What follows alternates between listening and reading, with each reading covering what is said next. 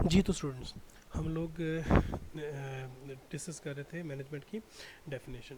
तो डेफिनेशन में हम लोगों ने पढ़ा था कि मैनेजमेंट एक प्रोसेस है, ठीक है। और प्रोसेस को हम लोगों ने डिफाइन किया था कि प्रोसेस एक ऐसी एक्टिविटी होती है जिसके अंदर कुछ स्टेप्स इन्वॉल्व होते हैं, ठीक है जी। तो उसके बाद जो हम लोगों ने अगला टॉपिक डिस्कस करना है, इससे आगे जब हम लोगों ने आना है तो इससे आगे वाला टॉपिक है बच्चों ऑर्गेनाइजेशन। और फिर हम लोगों ने पढ़ा था ऑर्गेनाइजेशन गोल्स क्या होते हैं, ठीक है जी। इसका मतलब क्या हुआ कि मैनेजमेंट एक ऐसा प्रोसेस है जिसके जरिए कंपनी के गोल्स अचीव किए जाते हैं। यहाँ तक हम लोगों ने डिस्कस कर लिया था। अब मैनेजमेंट हमें क्या सिखा रही होती है कि कंपनी के गोल्स को तो हमने अचीव करना है, लेकिन कंपनी के गोल्स को हम लोगों ने इफ़ेक्टिवली और एफिशिएंटली अचीव करना है, ठीक है। कि हम लोगों ने गोल्स को इफेक्टिवली भी अचीव करना है और साथ साथ एफिशिएंटली भी अचीव करना है। अब हम लोगों को ये भी मालूम होना चाहिए इफेक्टिवनेस किसको कहते हैं और एफिशिएंसी किसे कहते हैं, ठीक है जी। तो इनकी जो डिटेल्स है वो यहाँ पे लिखी हुई है, ठीक है जी। सबसे पहले हम लोग पढ़ेंगे व्हाट इज़ इफेक्टिवनेस, ठीक है। इसको हम लोग डिटेल में अगली वीडियोस में इसकी एग्जांपल्स भी पढ़ेंगे, लेकिन अभी हम सिर्फ और सिर्फ इसको डिस्कस करेंगे, थोड़ा बहुत डिफाइन करते हैं ताकि आपको समझ आ जाए डेफिनेशन की। तो इफेक्टिव किसे कहते हैं? Doing the right thing. Doing the right thing से मुराद जो काम आपको दिया जाता है, अगर आप वो काम कर लेते हैं तो इसका मतलब है आप इफेक्टिव है, ठीक है। आम तौर पे जो काम आपको कहा जाता है अगर आप वो कर लेते हैं तो आप इफेक्टिव हो। मिसाल के तौर पे एक सेल्समैन है, उसको ये कहा जाता है कि आपने सुबह से लेकर शाम तक 30 प्रोडक्ट्स जो हैं, 30 यूनिट्स जो है वो आपने सेल करनी है। अगर वो सुबह से लेकर शाम तक मेहनत करने के बाद 30 यूनिट सेल कर लेता है तो उसका मतलब है वो इफेक्टिव है। Doing the thing right, achieving what is assigned. जो चीज़ आपको असाइन की जाती है अगर आप वो अचीव कर लेते हैं तो आप इफेक्टिव है। दो बैट्समैन बैटिंग करने के लिए आते हैं, उनको ये कहा जाता है कि आपने पहले 10 ओवर्स में जो है 60 स्कोर बनाने हैं। अगर वो 60 स्कोर्स बना लेते हैं 10 ओवर्स के अंदर अंदर, तो फिर हम लोग कहेंगे ये लोग इफेक्टिव है, ठीक है। The degree to which something is successful in producing a desired result, किस हद तक डिज़ायर्ड रिजल्ट जो है वो हम लोग अचीव कर लेते हैं। अब इसका मतलब ये है कि किस हद तक, अगर 30 यूनिट्स आपसे एक्सपेक्ट कर रहे हैं और अगर आपने 28 यूनिट्स भी प्रोड्यूस कर लिए, 27 भी कर लिए, तो हम कहेंगे चले ठीक है आप फिर भी इफेक्टिव है, इतना ज़्यादा डिफरेंस नहीं है, ठीक हो गया जी। अब आगे क्या आएगा बच्चों? एफिशिएंसी। इफेक्टिवनेस का मतलब समझ आ गया कि ऑर्गेनाइजेशन के अंदर जब हम किसी को टास्क असाइन करते हैं और अगर टास्क असाइन जो किया जा रहा है वो टास्क कंप्लीट हो गया तो उसका मतलब है कि एक बंदा इफेक्टिव है। इफेक्टिवनेस के बाद अगला जो टॉपिक है बच्चों वो है हमारा एफिशिएंसी। क्या मतलब? Management is the process of achieving organising goals in effective and efficient manner. इसका मतलब है सिर्फ इफेक्टिवनेस नहीं बल्कि एफिशिएंसी भी। तो एफिशिएंसी किसे कहते हैं? Doing things right. क्या मतलब? Getting maximum output by using minimum input. कि आप थोड़ा इनपुट लेके ज़्यादा आउटपुट अगर आप प्रोड्यूस कर लेते हो तो आप एफिशिएंट हो। इसे हम लोग कहते हैं स्मार्ट वर्किंग। इफेक्टिवनेस को हम कहेंगे working, hard working, very good working, manage effective working. इसको हम लोग कहेंगे स्मार्ट वर्किंग, ठीक है जी। स्मार्ट वर्किंग हम क्यों कहेंगे? क्योंकि अब यहाँ पे अगर एग्जांपल है कि अगर हम लोग कहते हैं कि आपने 30 यूनिट सेल कर लेने हैं सुबह से लेकर शाम तक, अगर एक बंदा जो है वो शाम होने से 2 घंटे पहले 30 यूनिट सेल कर रहा है तो उसका मतलब है कि ये शख्स बहुत ज़्यादा एफिशिएंट है।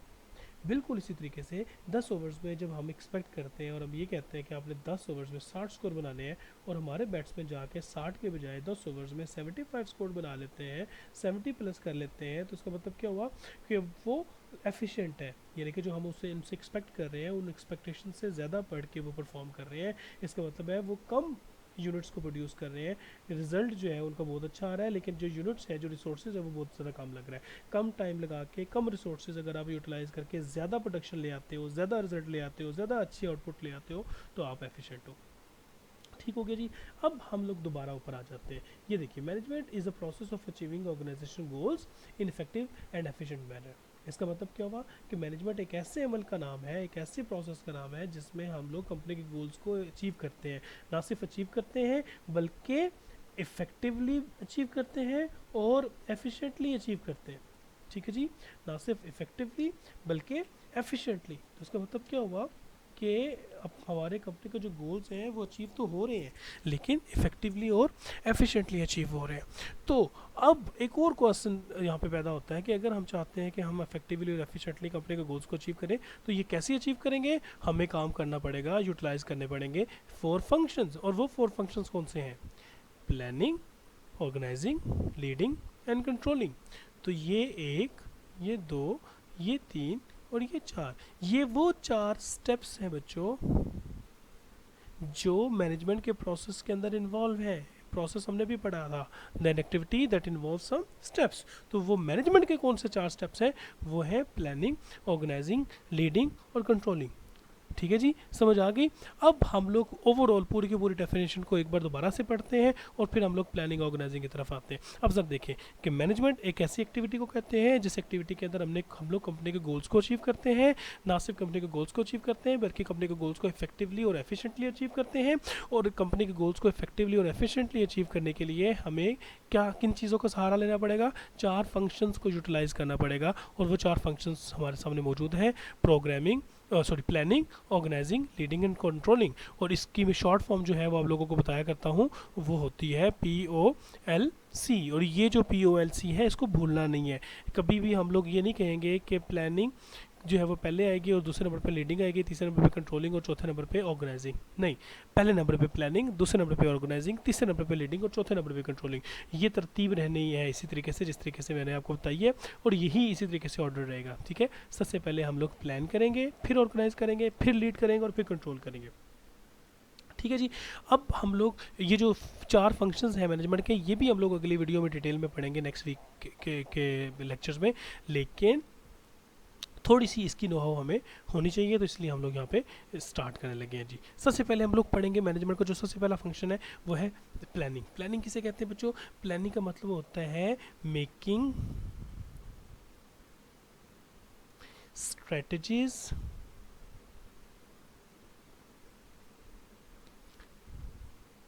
हाउ टू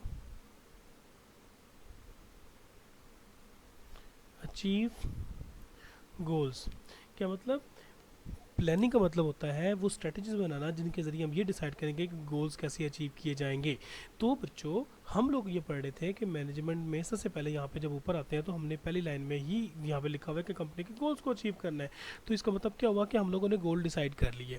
जब हमने गोल डिसाइड कर लिए तो हमने एक्शन परफॉर्म नहीं करना, हमने प्लानिंग करनी है।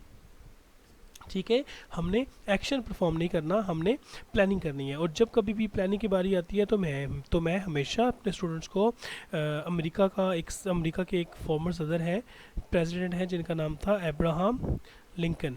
तो अब्राहम लिंकन की जो है वो एक स्टेटमेंट मैं स्टूडेंट्स को हमेशा हमेशा सुनाता होता हूँ कि if you give me an assignment to cut a tree in 6 hours I will spend 4 hours to sharpen my saw. ये एक मिनट है जब मैं आपको दिखाता हूँ जी।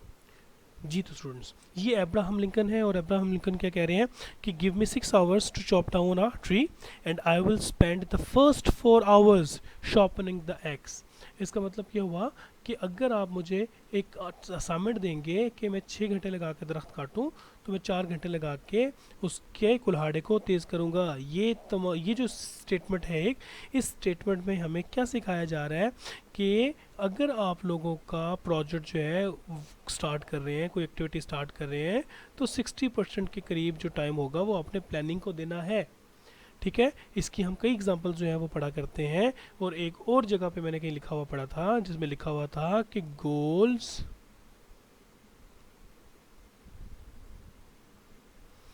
Without plans are just